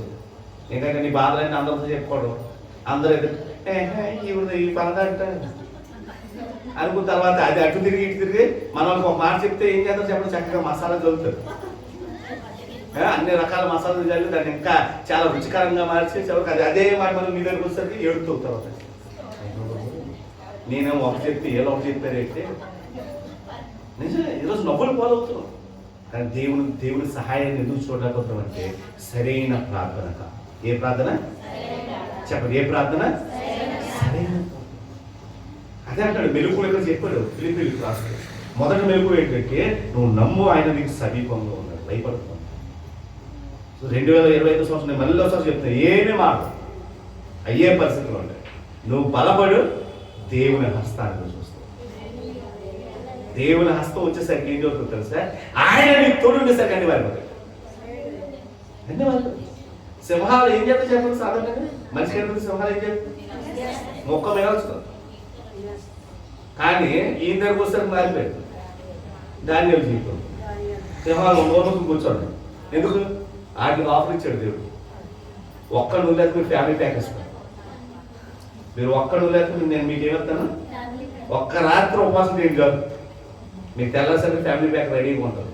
వాళ్ళు ఇలా పట్టడం ఆలస్యం బయటికి చేస్తున్నారు. ఎందుకంటే ఫోన్ లేకపోతే రాత్రి తొలిపేస్తారు. ఇలా కాదు, ఫోన్లు ఇప్పుడున్న ఫోన్లు కాదు, రాత్రి తొలిపించి గృహలేక పైనుంచి చేస్తారు. అందుకే బైబిల్లో మీరు దానియేలు గ్రంథం చదవడం ఇంటికి వెళ్తారు, పైనుంచి చేస్తున్నారు. ఇలా ఏదో కింద పడే లోపు ఏం చేసినండి అయ్యి ఎముకలతో సహా. ఎందుకంటే అప్పుడు దాకా ఎదురు చూస్తే ఇంకా దేవుడు చెప్పాడు, ఇంకా దేవుడు తెలిసాడండి. అదే అంటున్నారు, నువ్వు సరైన ప్రాంతం భయపడలేదు. భయపడ్డా దేవుని గురించి చెత్త పడకూడదు అంటే దాడి లేదు చెత్త చక్కగా తొలిపే తెలుసుకోండి. అది చూస్తే చూడండి ఏం చేయగలరు నన్ను మీరు ఏం చేయాలి? నమ్మేటండి ఈరోజు మనం ఏమైపోయింది? ప్రార్థన లేదు ఈరోజు, మొరపెట్టట్లేదు. ఒకప్పుడు ఎలా మొరపెట్టేవారు? జ్ఞాపకం చేసుకోండి, మీరే జ్ఞాపకం చేసుకోండి. ఈరోజు సంఘంలో ఏం జరుగుతుందో సార్వత్రిక సంఘం అంటే అన్ని సంఘాల్లో జరుగుతుంది. అన్ని సంఘాల్లో ఆధ్యాత్మికత ఏమైపోయిందట? చల్లారిపోయింది. ఎందుకంటే ఎవరికి వారు ఏమైపోయాం? జ్ఞానంలో అయిపోయాం. అందుకే కదా అపోస్తలుడైన పౌలు గారు తిమోతికి రాస్తూ ఒక మాట చెప్పాడు. ఒక రోజు ఒక కాలం రాబోతుంది, అంత్య దినాల గురించి చెప్తూ ఒక మాట అన్నాడు. ఏమన్నాడంటే ఏంటంటే భక్తి కలిగి ఉంటారు కానీ దాని శక్తిని ఆశ్రయించని వారు, పేరుకే భక్తి కలిగిన వారు. తిమోతికి రాసిన 2వ పత్రిక 3వ అధ్యాయం అనుకుంటా. 3వ అధ్యాయం అమ్మా, 3వ అధ్యాయం 5వ వచనం చూడండి. దాని శక్తిని ఆశ్రయించిన వారై ఉందురు. ఎప్పుడంట? 3వ అధ్యాయం 1వ వచనం చదవండి. అంత్య దినములలో అని రాయబడి. అది ఏది అపాయకరమైన కాలం ఇదే. ఈరోజు సంఘంలో ఏమైపోతున్నారు? ఎంతమంది జనాలు ఉన్నారు? చల్లారిపోతున్నారు. ఎప్పుడు వస్తున్నారు? ఈరోజు SC Christians, OC Christians, BC Christians ఎక్కువైపోయారు. ఇదేంటంటే భాష కులాల గురించి మాట్లాడతారు. కులాలు లేదు. ఎస్సీ క్రిస్టియన్స్ అంటే సండే క్రిస్టియన్స్, బీసీ క్రిస్టియన్స్ అంటే బ్యాక్వర్డ్ క్రిస్టియన్స్, వెనకబడిపోయారు. ఓసీ క్రిస్టియన్స్ అంటే పండగకు వచ్చే అకేషనల్ క్రిస్టియన్స్, పండగలు పాప వాళ్ళకి నిండిపోతారు. మన క్రిస్మస్ 300 మంది వచ్చేసారు మా చర్చికి. యారా మిగతా సమయం లేరు అంటే 70 మంది కనిపిస్తారు. మిగతా ఏం లేదు నిజమే. అన్ని సంఘాలు ఒక సంఘం కాదు. క్రిస్మస్ వచ్చిందంటే ఎట్లా వేసుకోవాలి, సరిపోయింది కాదు. కుర్చీలు ఎక్స్ట్రా తెచ్చుకోవాలి, సరిపో. మిగతా టైం ఏమయ్యారు? మా వాళ్ళు ఓసీ వాళ్ళు అండి, మా బ్యాచ్ ఓసీ బ్యాచ్ గొప్ప కొనులు, అకేషనల్ క్రిస్టియన్స్. ఈరోజు చాలా అయిపోతున్నారు. నిజం. ఒకసారి మీరే చెప్ప, 10 సంవత్సరాల క్రితం ఈ సంఘంలోనే ఎటువంటి ఉద్యోగం ఉంది అంటే, నేను ఎవరు తప్పు కావట్లేదు, దేవుడు ముందుగానే రాయిస్తాడు భక్తుల ద్వారా. అటువంటి పరిస్థితులు రాబోతుంది. ఈరోజు గమనించుకోండి, మనమే దేవుడికి దూరం అయిపోతున్నాం. దేవుడు ఎప్పుడు మనతో ఉండాలనుకుంటున్నాం, ఆయన ఎప్పుడు సమీపంగా ఉండాలనుకుంటున్నాం, ఆయన ఎప్పుడు సహాయం చేయాలనుకుంటున్నాం, ఆయన గమనిస్తున్నాడు ఏం చేస్తావు. కానీ మనం ఏం చేస్తున్నామో తెలుసా, ఈరోజు ప్రార్థన విషయంలో నిర్లక్ష్యం వచ్చేస్తుంది. అందుకే విజయాన్ని మనం ఏం చేయలేకపోతున్నాం, చూడలేకపోతున్నాం. 2025 సంవత్సరం ఈ జీవితంలో విజయాన్ని నువ్వు చూడాలి. ఈరోజు నిర్ణయాలు తీసుకోండి. ప్రభువా, నేను మొరపెట్టాడు వాళ్ళు దయచేసి. ఈరోజు దేనికి సమయం లేదంటే, దేవునికి మొరపెట్టే సమయం లేకుండా పోయింది. అలా వద్దండి. అందుకే మనం బలహీనం అయిపోతున్నాం, బలపడలేకపోతున్నాం. ఈరోజు అటువంటి పరిస్థితులు మనలో ఉండవేమో, మనం గమనించుకుందాం, రివ్యూ చేసుకోండి. 2024 సంవత్సరం ఏం చేస్తాం? ఈరోజు ఎంత అయిందంటే, ఆ పాటలు ఒక 5-6 పాడతారు కాబట్టి పాటలు అయిపోయిన తర్వాత శరీరానికి వెళ్దాంలే కానీ వచ్చేవాళ్ళు లేదా మీ గుండె మీద తిరిగి చేసుకుని మాట్లాడతాం. ఇక నేను ఎవరిని వేసుకోవాల్సి వచ్చింది. పాస్టర్ గారు నా గురించి చెప్పేశారు, వారి ప్రసాద్ గారు ఏమో చెప్పేశారు అంటే మీరు గుమ్మడికి వెళ్దాంలే, మీ భుజాలు మీరే తడుకుంటారు, నాకేం సంబంధం లేదు, ఆయన నాతో ఏమి మాట్లాడరు అంటే ఎలాంటి మాటలు చెప్తే మా పాస్టర్ గారు చెప్పేసినట్లు ఉండదు అనుకుంటారు. అది అనుకోకండి. ఆయన ఏమన్నారంటే, ఇలా కృతజ్ఞత పుడికి ఎక్కువ అడిగారు, దానికి సిద్ధపడిన అని చెప్పారు అంతే. ఎందుకంటే అందరూ ఈ మా చర్చలో కూడా అనుకుంటారు. నేను అన్నాను, అమ్మ భోజనాలకు వెళ్ళినప్పుడు బిర్యానీ తినేసాడు, అందరూ బిర్యానీ మొత్తం అయిపోయింది, నీకు వైట్ రైస్ వడ్డించాడు, ఏం చేస్తావు? లీటర్లు తీసేసి ఏం చేస్తావు? లీటర్లు తీసేస్తావు. ఏంటి పెళ్ళి 10 మళ్ళీ పెళ్ళని తిట్టుకుని వెళ్తాం.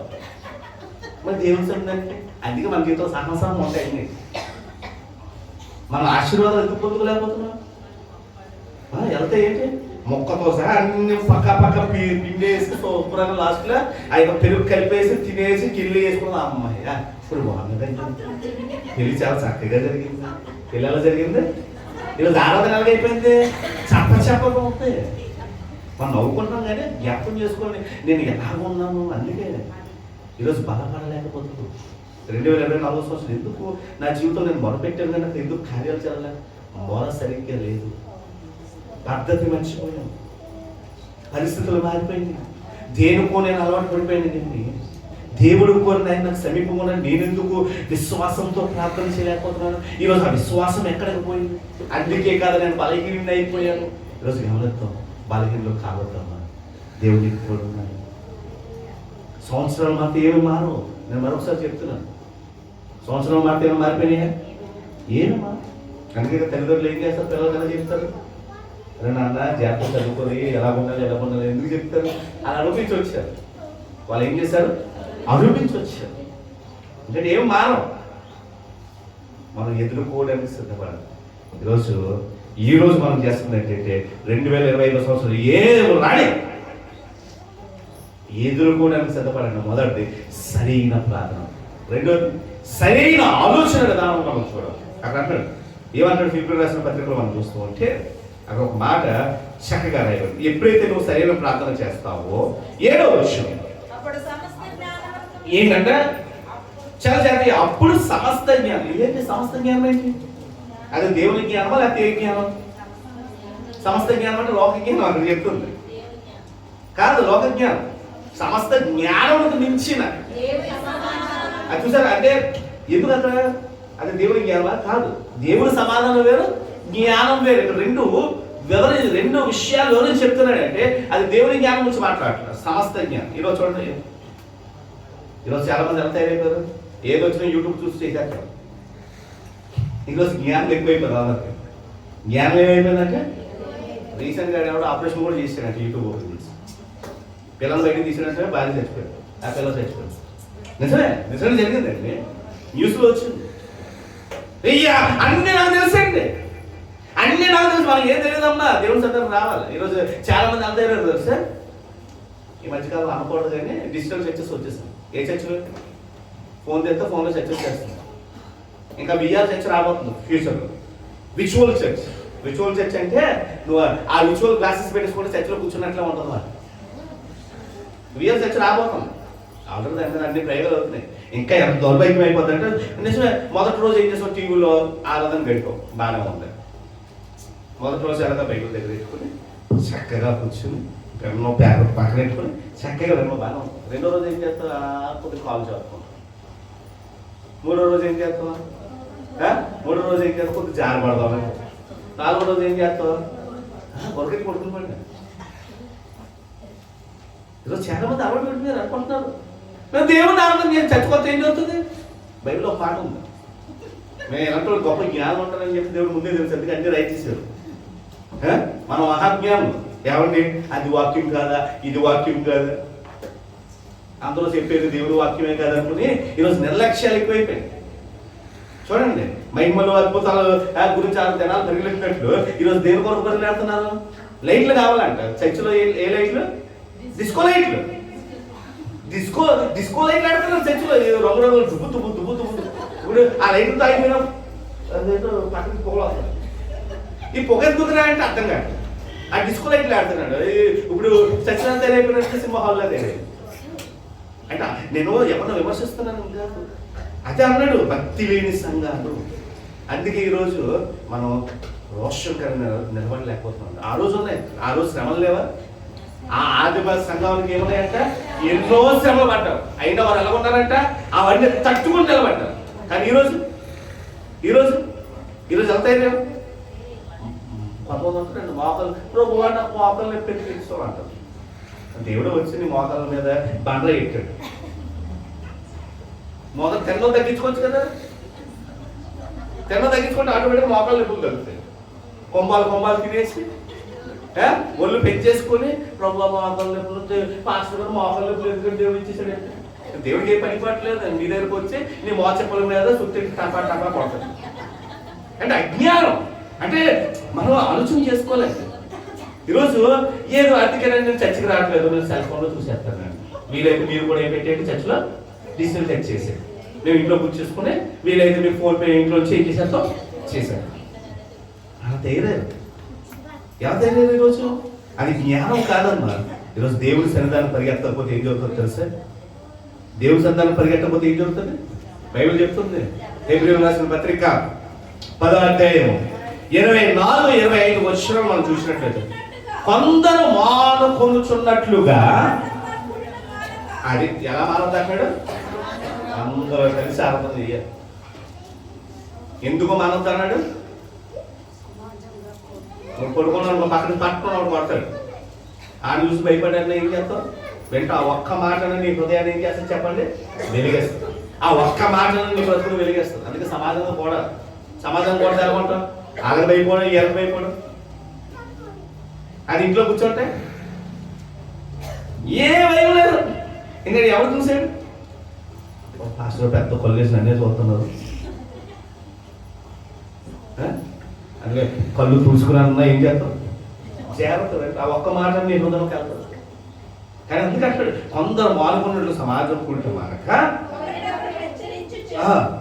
ఆ దినము సమీపించుట మీరు చూచిన కొద్ది మరీ ఎక్కువగా ఇలాగో చేయించి ఈరోజు ఏం జరుగుతుందండి?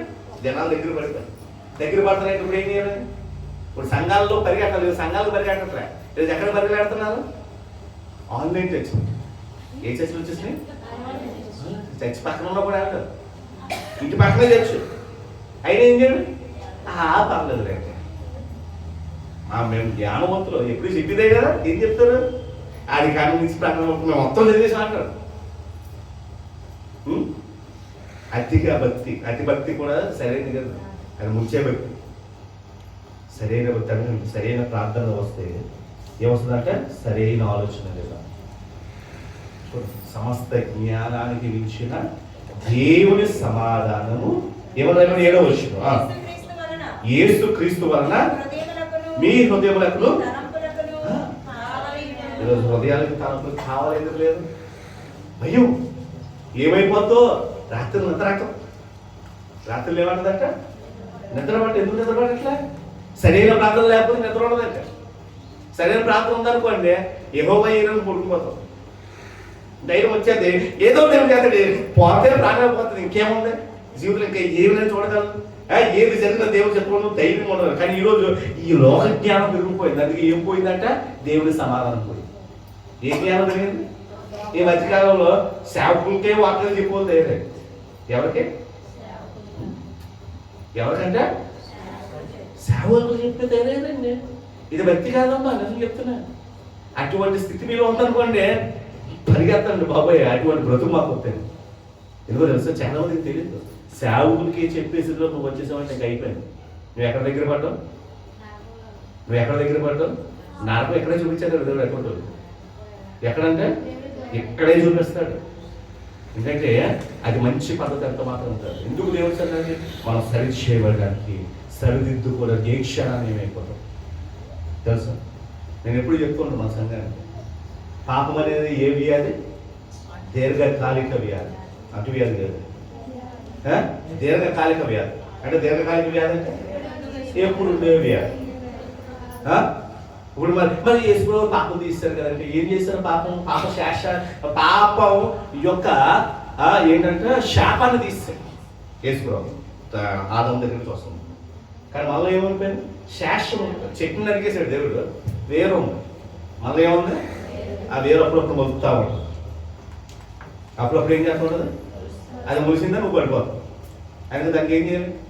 బీపీ షోర్లో చాలా మంది అనుభవం ఉంటుంది. బీపీ ఎక్కువైంది అనుకోండి, ఏం చేస్తారు? ట్యాబ్లెట్ వేసుకుంటా పడుకుంటుంది బీపీ. లేకపోతే బీపీలో ఎత్తి పడిపోతాడు, లేదా పక్క వాళ్ళు పడిపోదు. అంటే షుగర్ కూడా అంతే కదా. షుగర్ ఎక్కువైందంటే కొద్ది తిరిగిపోతుంది.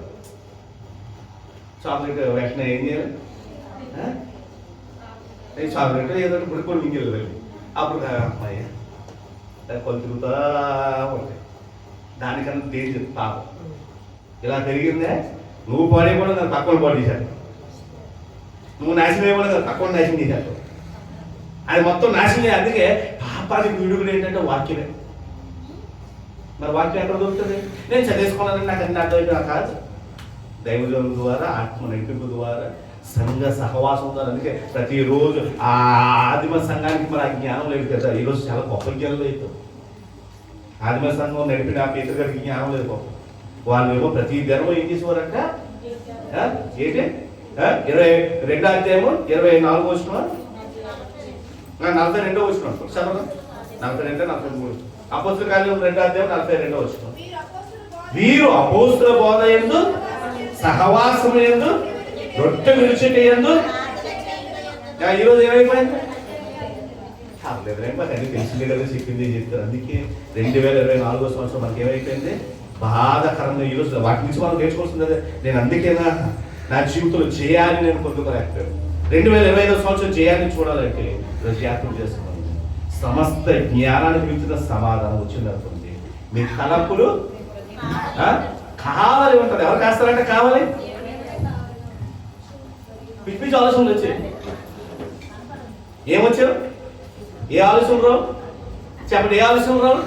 పిచ్చి పిచ్చి ఆలోచన. చూడండి, ఏ ఆలోచన రావు? పిచ్చి పిచ్చి ఆలోచన రావు. చాలాసార్లు పిచ్చి పిచ్చి ఆలోచనలు వచ్చేస్తాం చాలా మందికి. ఏ ఆలోచన వచ్చేస్తే? పిచ్చి పిచ్చి ఆలోచన. ఒక ఆవిడ అంటే రీసెంట్ కాలంలో జరిగింది. మొదట పాప పుట్టింది, రెండోసారి గర్భం దాల్చింది. అత్తగారు అన్నారు, ఇంకోసారి పాప పుడితే మాత్రం అసలు బాగోదాం.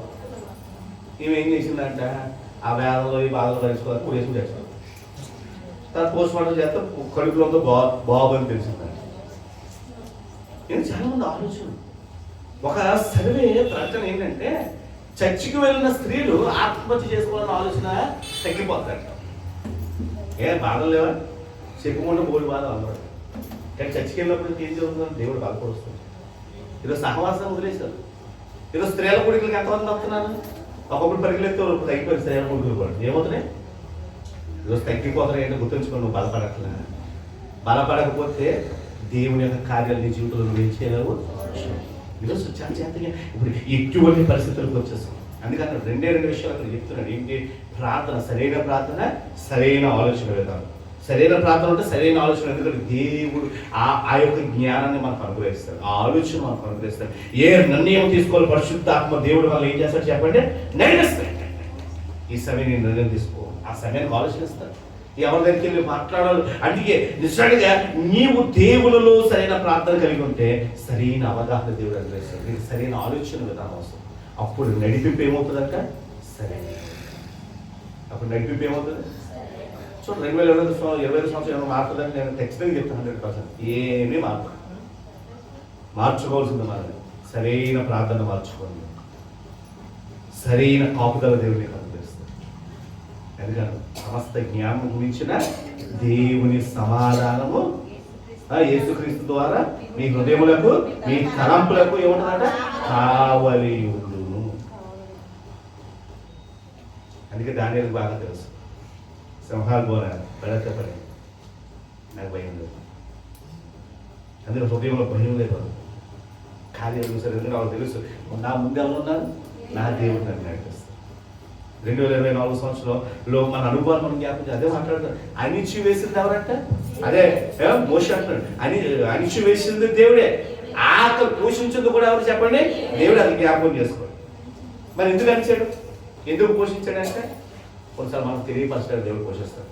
నేను ఇప్పుడు ఆ సంఘం ఒక మాట చెప్తాను, ఇచ్చి శోధిస్తాడు, యువక శోధిస్తాడు, పరీక్షిస్తాడు. ఇచ్చి పరీక్షిస్తాడు, యువక పరీక్షిస్తాడు. నువ్వేం చేస్తావు. ఇంకోసారి చెప్తా ఉంటాడు, ఇచ్చిన వాడు తీసుకోవడం కూడా బాగా తెలుసు. ఇచ్చేయడం సంబరాలు పడుకోకూడదు. ఇచ్చిన దాన్ని బట్టి మనం ఏం చేయాలి, దేవుని యందు విధేయత కలిగి మనం బ్రతకాలి. ఈరోజు మనం ఆలోచించారు. ఈరోజు 2025 సంవత్సరం మారుతుందంటే ఈరోజు తెలుసుకుంటున్నాం, మారేది ఏం లేదు. దేవుడు నా ముందుంటే చాలు. ఏది రాని చెప్తా, ఏది రాని నా జీవితంలో ఏది జరగని అత్యధిక విజయాన్ని దేవుడు మనకి ఏం చేయబోతున్నాడు, దయచేయబోతున్నాడు. ఒక మాట చివరిగా మనం చూసినట్టు రోగులకు రాసిన పత్రిక 31 ఇట్లుండగా మనం ఏమందుము, దేవుడు మన పక్షం ఉండగా మనకు విరోధి ఎవరు అని మాట్లాడుతున్నాం. ఏమంటాడండి, ఇట్లుండగా మనం ఏమందు, దేవుడు మన పక్షం ఉండగా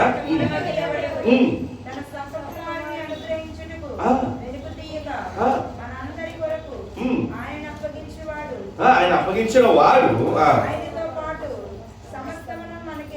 అంతకన్నా గొప్ప విషయం ఏంటి, యేసుక్రీస్తుని లోకానికి పంపించేయడం గొప్ప విషయం. దానికి మించింది ఏముంది, రక్షణ గొప్ప విషయం. ఇవన్నీ చాలా చిన్న చిన్న అందుకే అంటాడు అపోస్తలుడు పౌలు అంటాడు, ఇవన్నీ చూడకని శ్రమ అన్నాడు.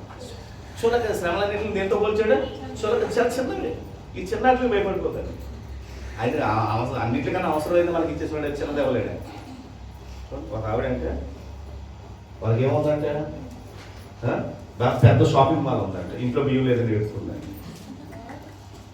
ఆ షాప్ కూడా ఆడలేదు. ఎందుకంటే మనం అదే ధైర్యం, దేవుడు ఎప్పుడు ఏదో మనల్ని చెప్తాడు, మనం నమ్మాలి. కింద ఒక మాట మాట్లాడితే కింద 35 వచ్చిన క్రీస్తు ప్రేమ నుండి మనలను ఎడబాపు వాడు ఎవడు, శ్రమ అయినను, బాధ అయినను, హింస అయినను, పరువైనను, వస్త్రహీనతైనను, ఉపద్రవమైనను, ఖడ్గమైనను మన ఎడబాపున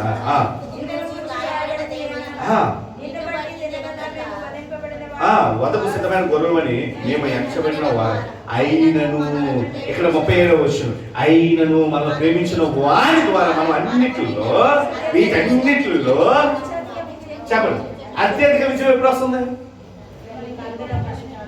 నువ్వు ఆయన మీద ఆధారపడు. అందుకే చెప్పండి సరైన ప్రార్థన, సరైన చెప్పండి ఆలోచన. సరైన ప్రార్థన, సరైన ఆలోచన మనం ఉన్నప్పుడు ఖచ్చితంగా విజయాన్ని చూస్తాం. శ్రమ అదే ఏం మారుతాయా మారుతాయి అనుకోకండి, మార్చండి అని ప్రార్థన చేయకండి. బలపరచు దేవా, ఏమైనా ప్రార్థన చేయాలి, బలపరచండి. ఆయన బలపరచడం కొరకు మన కోసం పిలిచాడు. మనందరూ తెలిసిన ఒక ప్రాముఖ్యమైన వాక్య భాగం మనం చూసినట్లయితే మత్తయి 11:28 వచ్చిన మనందరూ తెలుస్తుంది, ప్రయాసపడి భారం మోయించుకున్న సమస్త జనులారా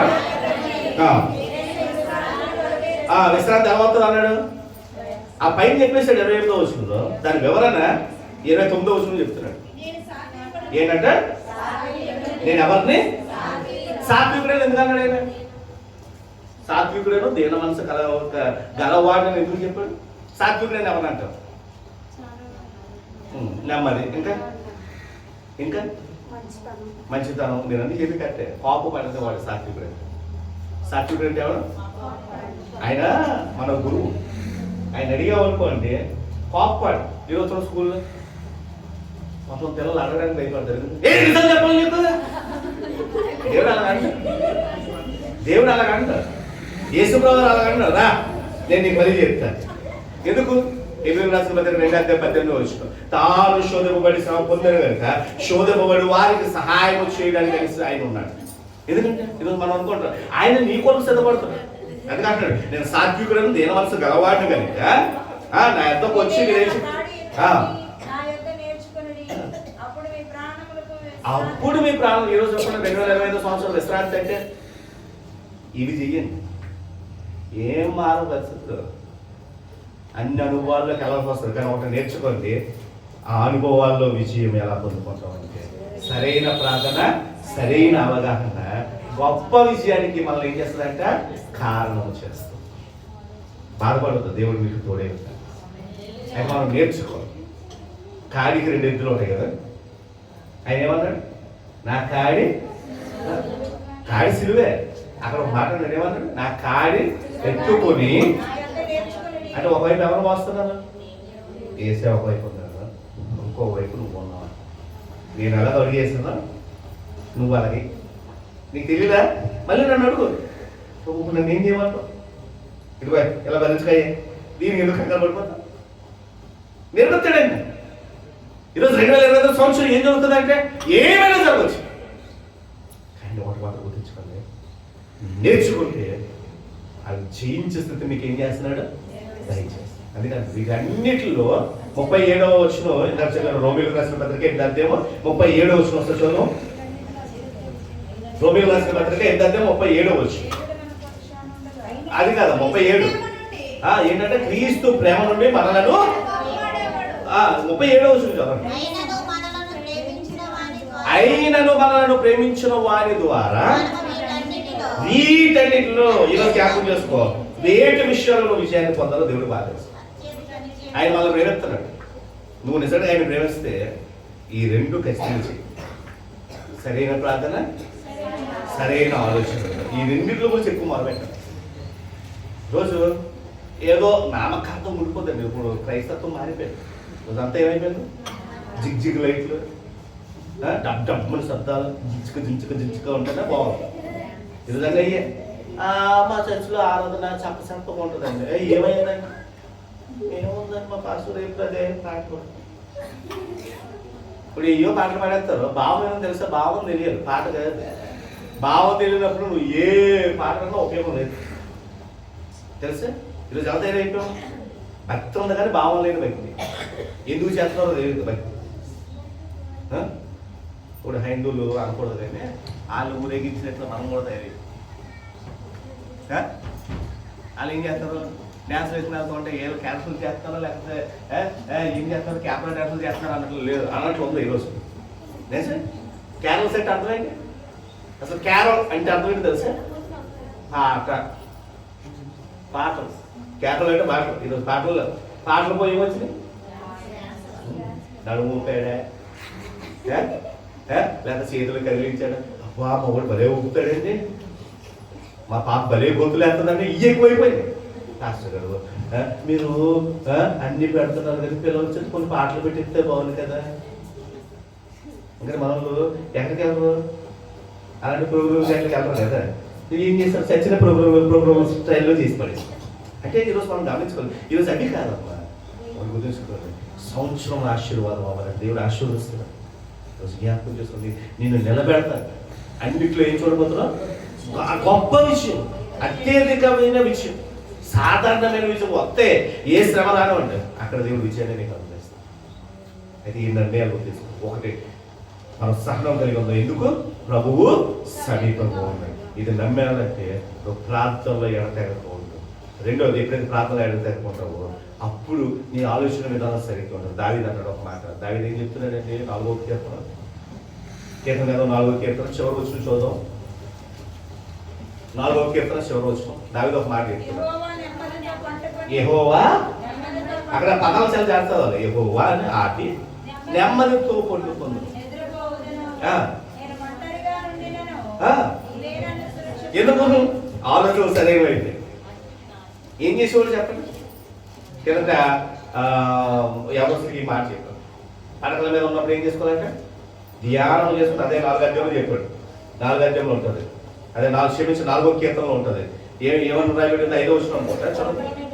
నేను పడకల మీద ఉన్నప్పుడు అంతే దేవుని ధ్యానం చేసుకుని కూర్చోండి చాలంటే అందుకే అమ్మదని దేవుడు దయచేస్తాడు. ప్రార్థన చేయండి, దేవుని ధ్యానం చేసుకోండి.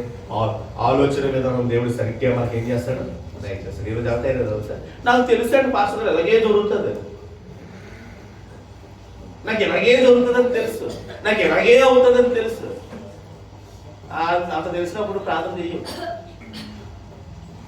ఏమైనా దేవుడు నాకు ఉన్నాడండి, నేను దేవుడు మొదలుపెట్టుకుంటాను. ఎందుకంటే వాక్యం సెలవిస్తుంది. అది అప్పుడు పౌలు చెప్పాడు, ప్రార్థన చేయండి,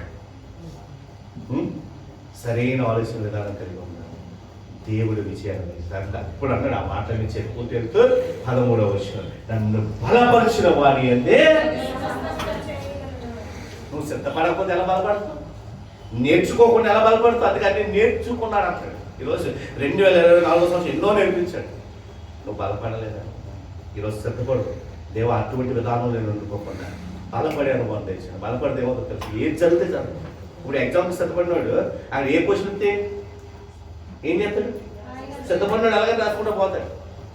ఆధ్యాత్మిక దేవుని యొక్క సిద్ధపాటు కలిగి ఉంటే నీ జీవితంలో ఏం జరిగినప్పటికీ దేవుని యొక్క కార్యాలను ఏం చేయబోతున్నాం. ఈ సిద్ధపాటుకి మనం ఏమవ్వకూడదు, దూరం అవ్వకూడదు. ప్రార్థన ఈ యొక్క సమయంలో మరి ఈ యొక్క కృతజ్ఞత కుడికలు మనం జ్ఞాపకం చేసుకుంటుంది ఏంటంటే ఆయన చేసిన మేలు మనం జ్ఞాపకం చేసుకోవాలి. ఇంటికి వెళ్ళిన మరొకసారి చదవండి.